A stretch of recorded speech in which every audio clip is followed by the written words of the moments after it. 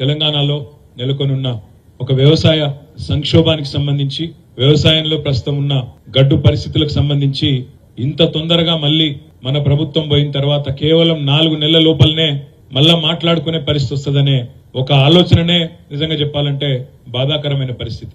ఆశపడ్డరు, ఓటేసినకి ఇవాళ రేవంత్ రెడ్డి గారు, ఉత్తమ్ కుమార్ రెడ్డి గారు సావు కబురు సల్లగా చెప్తాను. ఎలక్షన్ కోడ్ వచ్చింది, పాలన మా చేతుల్లో లేదు, ఏం చేయాలి అంటుండు. ఎవడన్నా ముఖ్యమంత్రి పాలన నా చేతుల్లో లేదని చెప్తాడా? ప్రపంచంలో ఎక్కడన్నా ఎలక్షన్లు వస్తాయి పోతాయి, ముఖ్యమంత్రి నువ్వే, ప్రభుత్వం నీదే. ఒక ప్రభుత్వాధినేత పాలన నా చేతుల్లో లేదు, ఎలక్షన్ కమిషన్ చేతుల్లో ఉందని చెప్తారా ఎవడన్నా? అయినా మాకు తెలియకడుగుతారు, రేవంత్ రెడ్డి గారు నీకు నిజంగా చిత్తశుద్ధి ఉంటే, నీ ప్రభుత్వానికి చిత్తశుద్ధి ఉంటే మేము డిమాండ్ చేస్తున్నాం. నిన్ననే మా పార్టీ అధ్యక్షులు తెలంగాణ తొలి ముఖ్యమంత్రి కేసీఆర్ గారు డిమాండ్ చేసిండ్రు. మేము కూడా ఇవాళ ప్రతి నియోజకవర్గం నుంచి చేస్తున్నాం. నీ ప్రభుత్వానికి చిత్తశుద్ధి ఉంటే రైతులకు స్పష్టంగా చెప్పు. 500 బోనస్ విషయం అడిగితే అది బోగస్ ముచ్చటనా నిజమా అని ఇవాళ మేము అడిగితే ఎలక్షన్ కోడ్ వచ్చింది అని చెప్పి ఇవాళ కుంటి సాకులు చెప్తున్నావు. ఎలక్షన్ కోడ్ రాకముందే మేము అడిగినాం, నీకు చిత్తశుద్ధి ఉంటే జీవోది అన్నాం, కానీ నువ్వు తప్పించుకునే ప్రయత్నం చేసినావు. ఇవాళ ఇప్పటికైనా నీకు చిత్తశుద్ధి ఉంటే రేవంత్ రెడ్డి గారు మీరు వెంటనే ఎన్నికల కమిషన్ కు ఉత్తరం రాయండి. మేము మీలే కాపం. మీరు ఆనాడు అసెంబ్లీ ఎన్నికలప్పుడు మేము రైతు బంధు ఇస్తుంటే మీరు ఉత్తరం రాసి ఆపిన్రు.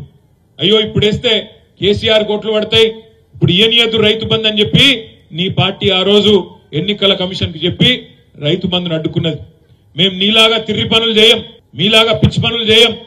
నువ్వు రైతులకు ఇయ్యాలా నిజంగా నీకు చిత్తశుద్ధి ఉంటే నీ ప్రభుత్వానికి ఎన్నికల కమిషన్ కు ఉత్తరం రాయి. ఏమని రాయి? మేము 500 బోనస్ ఇయ్యదలుచుకున్నాం. తెలంగాణలో ఇప్పటికే పంట నష్టం జరిగింది, కొన్ని దగ్గర రాళ్ల వానలు పడ్డాయి, వాటి వల్ల ఇప్పటికే రైతులు అవస్థలు ఉన్నారు. కాబట్టి అవస్థల్లో ఉన్న రైతులను ఆదుకునేందుకు నేను ఇచ్చిన మాట ప్రకారం 500 బోనస్ ఇయ్యదలుచుకున్నా అని చెప్పి ఉత్తరం రాయి.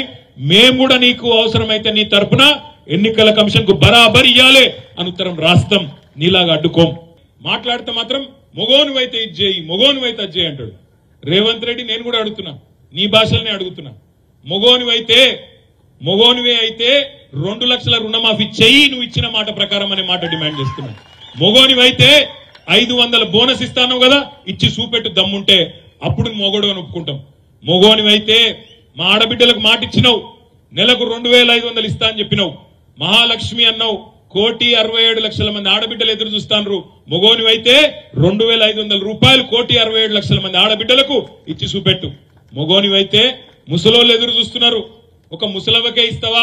ముసలయ్య గుడి ఇయ్యాలే, 2,000 కాదు 4,000 ఇస్తా, ఇంట్లో ఒక్కరికి కాదు ఇద్దరికి ఇస్తా నరికినావు కదా, ఈ 8,000 రూపాయలు ఎక్కడెక్కడైతే ముసలోళ్ళు ఉన్నారో ఇంటింటికి మొగోనివైతే ఈ పని చేయి.